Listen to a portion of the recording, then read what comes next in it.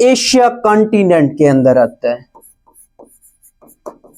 और इसके अलावा अजरबैजान की अगर हम बात करें तो इसके नेबर कंट्रीज कौन कौन से हैं? इसके नेबर कंट्रीज ईस्ट वाली साइड पे इसे कैस्पियन सी लगता है, ईस्ट वाली साइड पे इसे कैस्पियन सी लगता है। और अगर हम नॉर्थ की बात करें तो नॉर्थ में रशिया और जॉर्जिया, ये दो कंट्रीज। और अगर हम वेस्ट की बात करें तो वेस्ट में आर्मीनिया के साथ ये अपना बॉर्डर शेयर करता है और साथ में तुर्की के साथ भी ये अपना बॉर्डर शेयर करता है। इसी तरीके से अगर हम साउथ की बात करें तो साउथ की जब बात करते हैं तो यहां पे ये नीचे ये ईरान इसके साथ लगता है। तो अजरबैजान की नेबरिंग कंट्रीज जो है रशिया, जॉर्जिया, आर्मीनिया, तुर्की, ईरान, ये कंट्रीज क्या करती हैं? अपना बॉर्डर शेयर करती हैं। और अगर आपसे पूछे कि कौन सा सी है जो अजरबैजान के साथ अपना बॉर्डर शेयर करता है या अजरबैजान उसके साथ अपना बॉर्डर शेयर करता है, तो कैस्पियन सी है। और इसकी एक सी पोर्ट भी है, इसकी एक सी पोर्ट भी है। और वो सी पोर्ट क्या है? वो बाकू सी पोर्ट जो है इसकी सी पोर्ट है। तो इसकी एक ही सी पोर्ट है और वो कौन सी है? वो बाकू है। और इसी तरीके से अब अजरबैजान की जब बात करते हैं तो अजरबैजान ने सोवियत यूनियन से आजादी हासिल की थी। कब आजादी हासिल की थी? जब सोवियत यूनियन डिसइंटीग्रेट हुआ था, टुकड़े हुए थे। जब रशिया के, दूसरे लफ्जों में अगर बात करें तो रशिया के टुकड़े हुए थे, तो रशिया के साथ, रूस के साथ 15 ममालिक बने थे, 15 ममालिक बने थे। और अगर कभी कभार क्वेश्चन में ये पूछ लेते रूस के अलावा, रूस के अलावा जो है वो 14 मुल्क नए बने थे। तो इसने किससे आजादी हासिल की थी? सोवियत यूनियन से आजादी हासिल की थी 1991 के अंदर। और इसका कैपिटल क्या है? इसका कैपिटल बाकू है। और बाकू से आपने क्या याद रखना है कि यहीं पे इसकी क्या है? सी पोर्ट है, जो कि यहां पे आपको नजर आ रहा है। और इसके बाद फिर हम बात करते हैं इसकी करेंसी की। तो इसकी करेंसी क्या है? इसकी करेंसी मनात है। और ये एक लैंड लॉक्ड कंट्री है। लैंड लॉक्ड कंट्री क्या होते हैं? लैंड लॉक्ड कंट्री वो होते हैं जिनके साथ समंदर ना लगता हो, जिसके साथ ओशन ना लगता हो। तो इसके साथ ओशन नहीं लगता, तो इसी वजह से ये क्या है? ये एक लैंड लॉक्ड कंट्री है। इससे रिलेटेड और क्वेश्चंस डिस्कस करते हैं। The most important, Nagorno Karabakh. Nagorno Karabakh की जब बात करते हैं तो नागोर्नो काराबाख जो है ये असल में रिकॉग्नाइज्ड पार्ट है। असल में क्या है? रिकॉग्नाइज्ड पार्ट है। किसका? अजरबैजान का। ये बहुत दफा एग्जाम के अंदर क्वेश्चन पूछा जाता है कि जो नागोर्नो काराबाख है वो किसका पार्ट है? वो इंटरनेशनली रिकॉग्नाइज्ड पार्ट है। किसका? अजरबैजान का। ये वाला हिस्सा है, ये सारा हिस्सा क्या है? नागोर्नो काराबाख है। और ये डिस्प्यूटेड है। डिस्प्यूटेड फिर किसके दरमियान है? आर्मीनिया क्लेम करता है कि ये मेरा है, अजरबैजान कहता है कि मेरा है। जबकि इंटरनेशनली रिकॉग्नाइज किसका है? इंटरनेशनल रिकॉग्नाइज अजरबैजान का है।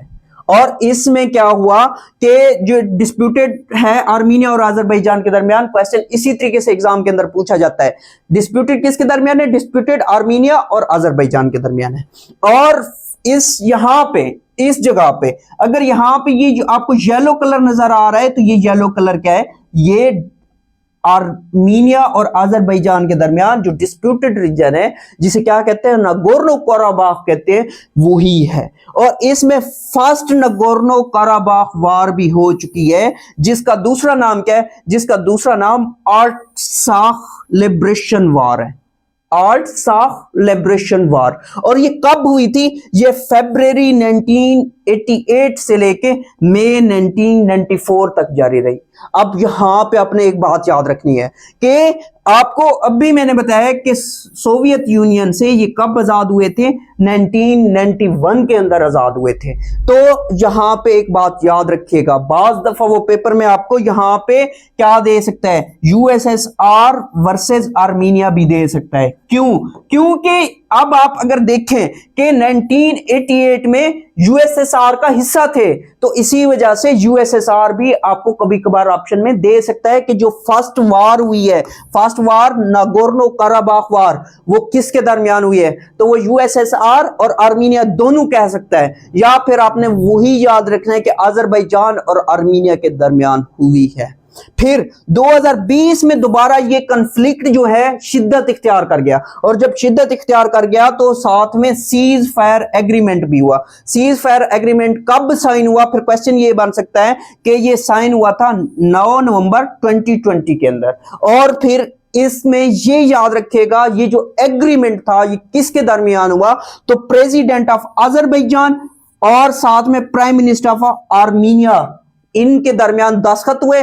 और साथ में साल्सी आर्बिट्रेरी का किरदार किसने अदा किया, साथ में साल्सी का किरदार प्रेसिडेंट ऑफ रशिया ने किया, यानी कि प्यूटन साहब ने किया। प्यूटन साहब ने इनको क्या किया, इनको एक मेज पे बिठाया और इनके दरमियान एक एग्रीमेंट साइन कराया। और वो एग्रीमेंट क्या है, वो एग्रीमेंट सीज फायर एग्रीमेंट है, जो कि 2020 की वार के बाद 9 नवंबर 2020 को साइन हुआ था।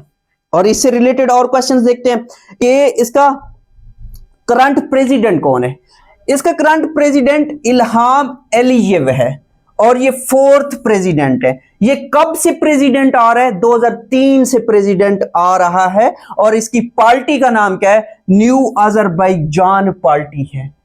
इसके जो प्रेसिडेंट हुआ करते थे पहले, वो क्या हुआ करते थे, 5 साल के लिए होते थे, लेकिन इन्होंने फिर अपनी कॉन्स्टिट्यूशन के अंदर तरामीम करके प्रेसिडेंट की जो टर्म है वो 7 साल के लिए कर दी है। और इनके प्राइम मिनिस्टर की अगर बात करें तो इनके प्राइम मिनिस्टर का नाम है अली असादोव, अली असादोव। और ये 10th प्राइम मिनिस्टर है। ये कब से आ रहे हैं प्राइम मिनिस्टर, ये 2019 से प्राइम मिनिस्टर आ रहे हैं। और इनकी भी पार्टी का नाम न्यू अजरबैजान पार्टी है। इनकी एक वाइस प्रेसिडेंट भी है, इनकी एक वाइस प्रेसिडेंट है। और अगर हम उनकी बात करें तो वो फर्स्ट वाइस प्रेसिडेंट है। और फर्स्ट वाइस प्रेसिडेंट है, क्यों इतनी इंपॉर्टेंट है, वो इस वजह से इंपॉर्टेंट है कि उसका एक तो नाम आपने याद रखना है कि उसका नाम क्या है, मेरीबान एलियेवा। और ये कब से है, ये फेब 2017 से वाइस प्रेसिडेंट है अजरबैजान की। और ये क्या है, वाइफ है। वाइफ है किसकी, ये वाइफ है प्रेसिडेंट की। तो ये क्या है, ये मेरीबान एलियेव है और ये उनका हस्बैंड है।